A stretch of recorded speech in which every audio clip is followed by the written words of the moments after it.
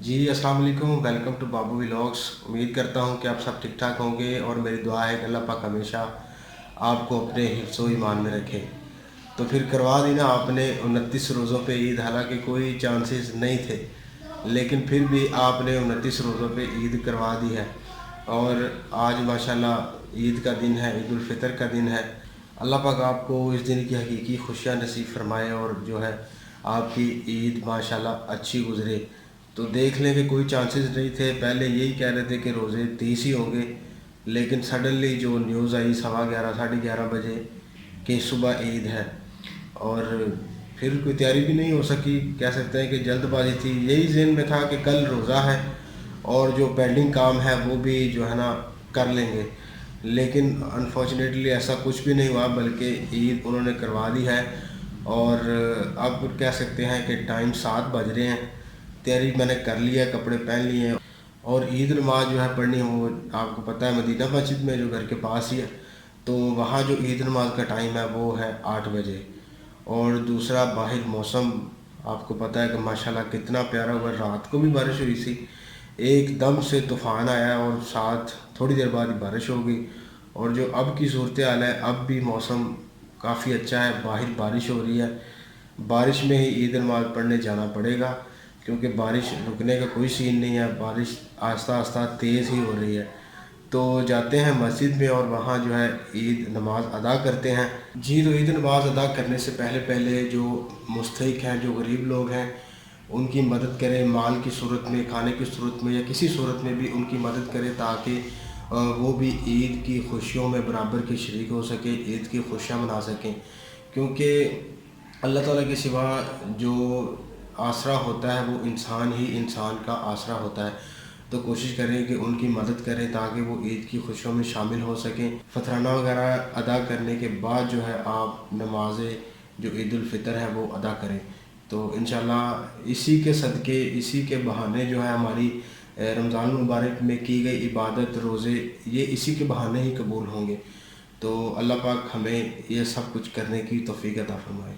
आज जो है आवाज़ भी ठीक नहीं निकल रही, क्योंकि रात जो है ना पकोड़े थे अफ्तारी में और साथ दही थी, वो खा ली। एक तो उससे नज़ला हो गया और दूसरा जो है गला ख़राब हो गया, पानी ठंडा ज़्यादा पी लिया था, जिसकी वजह से गला काफ़ी ख़राब है, आवाज़ भी नहीं निकल रही गला दर्द कर रहा है। अभी ईद नमाज के बाद देखेंगे, ईद नमाज पढ़ने के बाद फिर मेडिसन लेके आएंगे ताकि कुछ बेहतर हो सके और जो है वीडियो बन सके। जी, तो हमारे पास जो नमाज का टाइम है, ईद नमाज का टाइम वो 8 बजे है और तकरीबन 10 मिनट बाकी रह गए हैं। अभी निकलते हैं और मस्जिद में जाते हैं, वहाँ नमाज ईद अदा करते हैं और उसके बाद मिलते हैं इंशाल्लाह। बारिश हो रही है, बारिश में ही जाना पड़ेगा।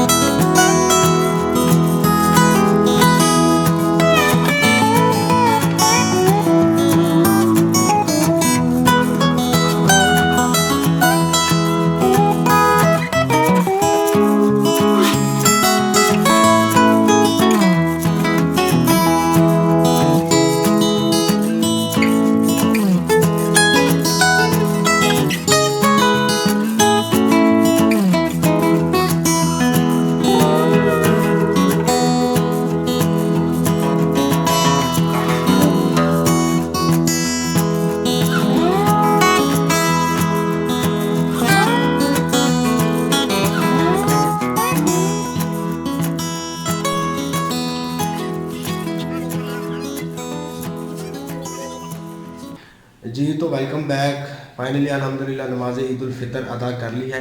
मेरी तरफ से तमाम अहले इस्लाम को जो है ईद उल फितर की खुशियाँ बहुत बहुत मुबारक हों। अल्लाह पाक आपको इस दिन की हकीकी खुशियाँ नसीब फरमाए और अल्लाह पाक आपका हामी और नासर हो और ये दिन आपके लिए खुशियों और बरकतों वाला हो। तो आपने देखा वीडियो में नमाज ईद उधर ही अदा की और साथ दोस्त अहबाब से मुलाकात की और सब बारिश ही थी, बारिश में गए और बारिश में ही वापस आए, क्योंकि आपको पता है कि बारिश तो रुकने का नाम नहीं ले रही थी, क्योंकि रात से बारिश है, थोड़ी देर रुकी थी, उसके बाद सुबह फिर बारिश हुई और मौसम अब जो है काफ़ी खुशगवार है। धूप निकलने के भी कोई चांसेस नहीं है, हो सकता है कि धूप निकल आए और जो है लोगों का आना जाना थोड़ा सा हो जाए, क्योंकि दोस्तों ने आना होता है, दोस्तों के पास रिश्ता भाव एक दूसरे के घर जाते हैं, क्योंकि विलेज में ज़्यादातर ऐसा ही होता है, गाँव में लोग जाते हैं एक दूसरों के घर। शहरों में थोड़ा कम होता है, क्योंकि वहाँ आपको पता है कि माहौल थोड़ा सा और किस्म का होता है, लेकिन गांव में ज़्यादातर यही होता है कि लोग ईद नमाज़ पढ़ के एक दूसरे के घर जाते हैं। जब ये दोस्तों के साथ मिले तो खुसूसन जो SOPs का ख्याल रखें, क्योंकि आपको पता है कि कोरोना के केसेस दिन ब दिन बढ़ रहे हैं, तो कोशिश करें कि जो है ना SOPs का इस्तेमाल करें, मास्क वगैरह, सैनिटाइज़र ये सब इस्तेमाल करें। और जब ईद मिल के आएँ खुल्लम खुला मिले, कोई मसला नहीं, लेकिन यह है कि जब घर आएँ तो साबुन से हाथ धोएं और SOPs का ख्याल लाजमी रखें। तो अब जाते हैं बाहर और देखते हैं कि बाहर का माहौल कैसा है, क्या सूरत हाल है, क्योंकि मौसम कुछ बेहतर होगा तो फिर ही जो मज़ीद दोस्त अहबाब से मिला जा सकेगा। अदरवाइज़ फिर फ़ोन तो है, फ़ोन पे रब्ता है, फ़ोन पे बातचीत करेंगे। मौसम जैसे ही बेहतर होता है फिर अगला सीन देखते हैं कि क्या करना है। जी जनाब, तो क्या हाल है? टाइम हो रहा है जी ज़ोहर का और अभी नमाज ज़ोहर अदा करनी है। मौसम की बात की जाए तो मौसम बिल्कुल परफेक्ट हो गया, धूप निकली थी थोड़ी सी, लेकिन दोबारा फिर जो है ना बादल आ गए हैं और उम्मीद यही है कि बारिश होगी। मैं इस वक्त बैठा हूँ अपने कज़न के पास, कुछ जो है ना फ्लैक्स डिज़ाइन करवानी थी, कल भी करवाई थी, आज फिर करवानी है। ये आप देख सकते हैं कंप्यूटर पे बैठे हैं और अभी थोड़ा सा काम हो गया, थोड़ा सा रह गया और तबीयत पहले से काफ़ी नसाज हो गई है, नज़ला ज़ुकाम काफ़ी है। तो कोशिश करता हूँ कि आगे व्लॉग लेके चलूँ, लेकिन लगता नहीं कि आगे हो पाएगा, तो इंशाल्लाह कोशिश करते हैं। मैं आज कहीं बाहर तो नहीं जाएगा, क्योंकि आपको पता है कि गवर्नमेंट की तरफ से जो पार्क वगैरह है वो बंद हैं और जो हमारे पास पार्क है छांगा मांगा फॉरेस्ट पार्क, आप बखूबी वाकिफ़ होंगे, वो भी बंद है, बैन है पूरी तरह, क्योंकि कोरोना की वजह से जो ना हालात काफ़ी ख़राब हैं। जैसा कि आपको पता है लाहौर और दूसरे इलाकों में तमाम की तमाम पार्क्स और जो पब्लिक प्लेस हैं वो पूरी तरह बंद है, इसी तरह ये पार्क भी बंद है और जो मुतलका शहरी हैं उनको भी इजाज़त नहीं है, क्योंकि बाज़ औक़ात होता है कि जो दूर से आते हैं उनको इजाज़त नहीं होती और जो शहरी होते हैं वो जा सकते हैं, लेकिन यहाँ पर किसी को भी कोई इजाज़त नहीं है कि कोई बंदा जा सके। तो वो पार्क भी बंद है, इसलिए आज जो है ना कहीं भी नहीं जाया जाएगा, इसलिए अभी घर ही टाइम स्पेंड कर रहे हैं। तो कल इंशाल्लाह कोशिश करेंगे, कल जो है ना किसी साइड पे निकलें और किसी हिस्टोरिकल प्लेस पे या कहीं और, क्योंकि रमज़ान की वजह से पहले बाहर नहीं जाया गया कहीं भी, रोज़े रख के सारा दिन घर ही होते थे। तो अब कोशिश करेंगे कि नई से नई जो है हिस्टोरिकल प्लेस वहाँ पहुँचा जाए और जो है उसकी इंफॉर्मेशन जो उसको एक्सपोज़ किया जाए। तो इंशाल्लाह कोशिश करते हैं आगे भी लोग लेके चले, अगर ना हो सका तो फिर इंशाल्लाह अल्लाह हाफ़िज़, कल मिलेंगे एक ताज़ा नए ताज़े फ्रेश व्लॉग में।